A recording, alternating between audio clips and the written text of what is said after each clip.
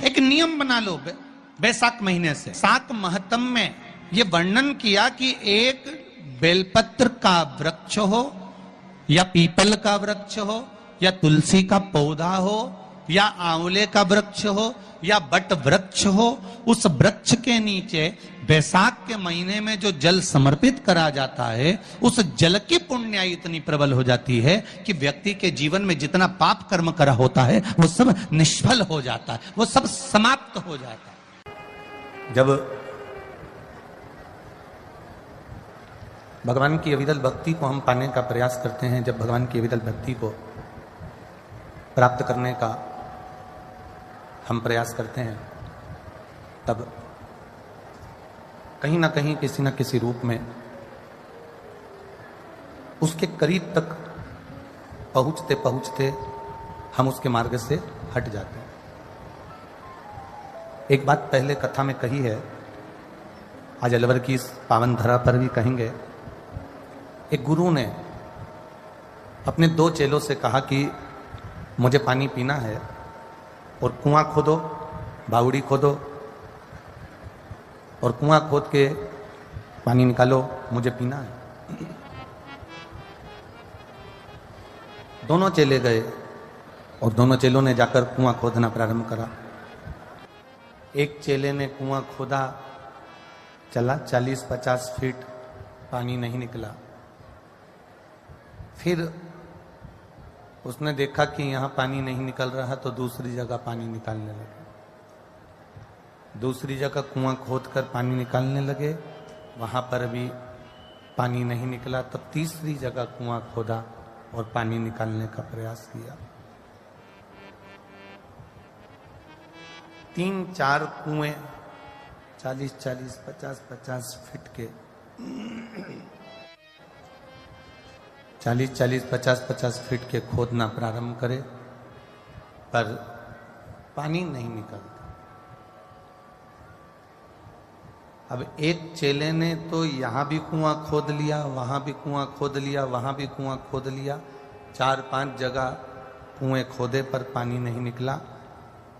दूसरा जो चेला था उसने कुआं खोदा 40 फीट, 50 फीट, जब उसमें पानी नहीं आया तो उसको और खोदा 60 फीट, 70 फीट, फिर उसको और खोदा 80-90 फीट, फिर उसको और खोदा 100 फीट, 150 फीट पर पानी आ गया।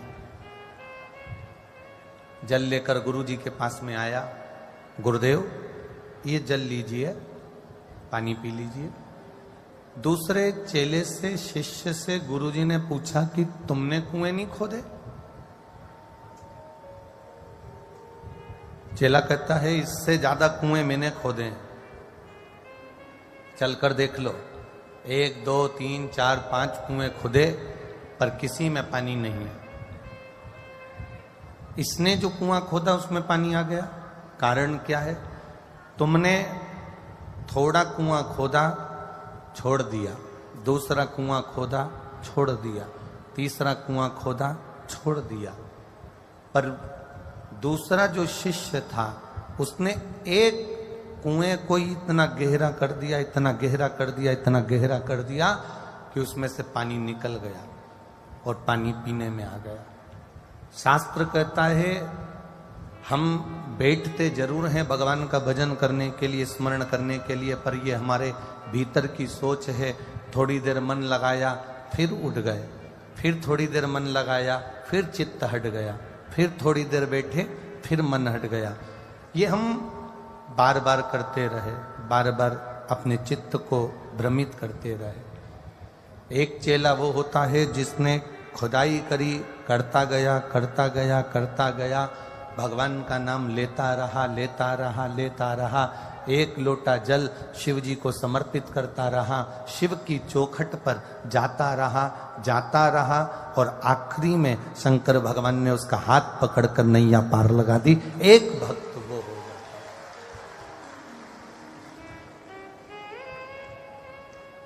एक आस के साथ, एक विश्वास के साथ, एक भरोसे के साथ, एक दृढ़ता के साथ में, एक विश्वास के साथ में आप जितना भगवान का भजन करोगे भगवान आपके सम्मुख में प्रकट होगा। जहां पर भरोसा टूट जाता है, जहां विश्वास डिग जाता है, फिर परमात्मा के मिलने में बहुत देरी हो जाती है। कितनी एक भगवान शंकर का एक अवतार है लकुलेश अवतार। क्या नाम है शिव जी के अवतार का? लकुलेश। जम के बोलो जरा। लकुलेश अवतार मेरे शंकर भगवान का एक अवतार है जिसका नाम है लकुलेश अवतार। ये शिव जी का ऐसा अवतार है कि पूरे शरीर पर कोई वस्त्र नहीं है मेरे महादेव के। मेरे शंकर भगवान के पूरे विग्रह पर, पूरे शरीर पर कोई वस्त्र नहीं। शिव जी का लकुलेश अवतार ऐसा है कि एक हाथ में उनके खप्पर है और दूसरे हाथ में एक छड़ी है। आज त्रिशूल हाथ में नहीं लिए हैं, त्रिशूल की छड़ी हाथ में लेकर जा रहे हैं। ये लकुलेश अवतार। जटाबंदी है, भस्म रमा है, कान में एक फूल कनेर का शिव जी को लगा है, त्रिपुंड मस्तक पर है। बड़ा सुंदर विग्रह भगवान शिव जी का है जिसको लकुलेश अवतार कहा गया।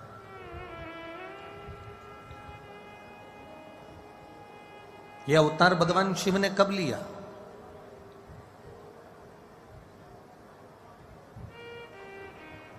लकुलेश अवतार लेने का शंकर भगवान का कारण क्या था?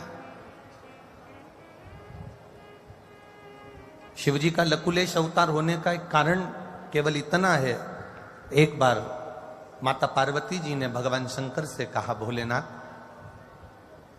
मुझे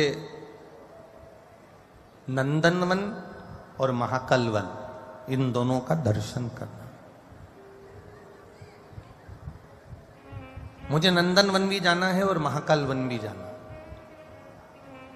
अब भोलेनाथ जी ने तुरंत माता पार्वती जी से कहा कि तुम एक वन का दर्शन कर लो, चलना है तो नंदनवन चलो, तो मैं तुम्हें नंदनवन का दर्शन करा देता, और यदि तुम कहो तो मैं तुमको महाकलवन ले चलता हूं, महाकलवन का दर्शन करा देता।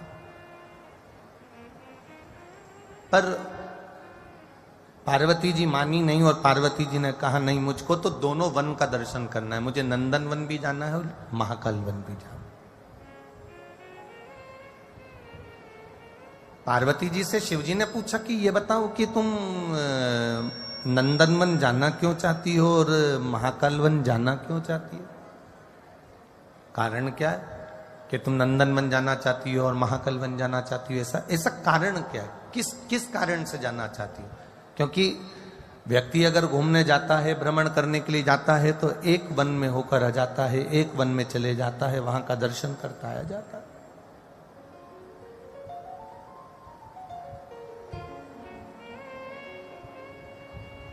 ऐसा कारण क्या है कि तुम नंदनवन भी जाना चाहती हो और महाकाल वन भी जाना चाहती हो? पार्वती जी ने भोलेनाथ जी से कुछ नहीं कहा, केवल इतना कहा कि मुझे तो आपके भक्तों के दर्शन करना है। शिव का भक्त होता कैसा है? अड़भंगी भक्त होता कैसा है?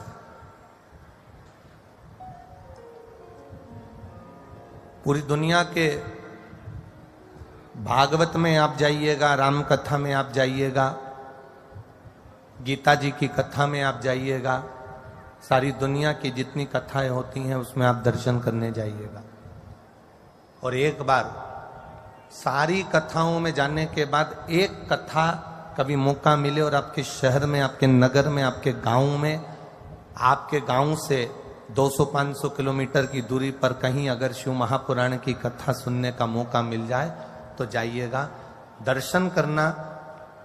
भागवत के जो भक्त हैं, श्रोता हैं, राम कथा के जो श्रोता हैं, गीता जी के जो श्रोता हैं और शिव महापुराण के जो श्रोता हैं, इनका दर्शन करना, इन भक्तों का दर्शन करना, कि इनके दर्शन का क्या फल है।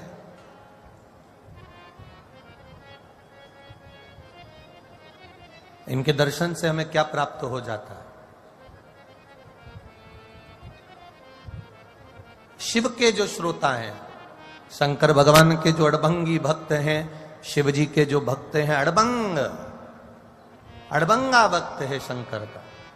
जहां उसको मौका मिलता है वहां बैठकर कथा सुनता है, जहां मिल जाए वहां पहुंच जाता है।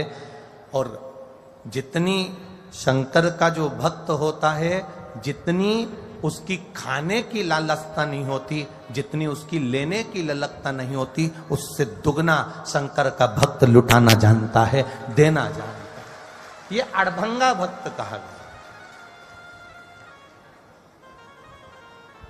अलवर में जितनी कथा हुई हो उसका अंदाजा लगाइएगा। आप लोग तो विद्वान हो, यहां बैठे हुए सभी बड़े बड़े श्रोता बैठे हुए हैं। आपके नगर में, अलवर के आसपास में जितनी कथा हुई हो उसका अंदाजा लगाना। और एक बार इस शिव महापुराण में रात्रि में आकर इस शिव पुराण का अंदाजा लगाना। यहां पर लोग गाड़ियां, 4 व्हीलर गाड़ियों की डिक्कियां, लोडिंग, साइकिल, मोटरसाइकिल के ऊपर बैग टांग टांग कर लाते हैं। कोई खिचड़ी